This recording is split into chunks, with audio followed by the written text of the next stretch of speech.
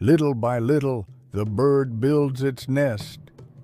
African proverb. No loud announcements, no quick wins, just one twig at a time. One small act, repeated in faith. The bird doesn't build in one day, and it doesn't always succeed on the first try. Sometimes the wind comes, sometimes the branch breaks, sometimes the nest falls. But the bird returns again and again, because even the smallest builder understands this truth. Progress isn't perfect, it's persistent.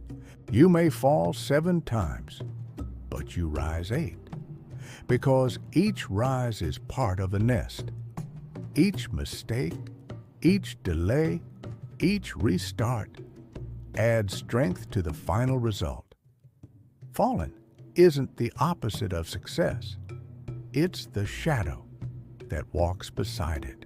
So, if your twigs keep falling, if your plans unravel, if your dream feels too slow to take shape, remember this: little by little, the bird builds its nest, and sometimes the twigs that fell taught the bird how to build better.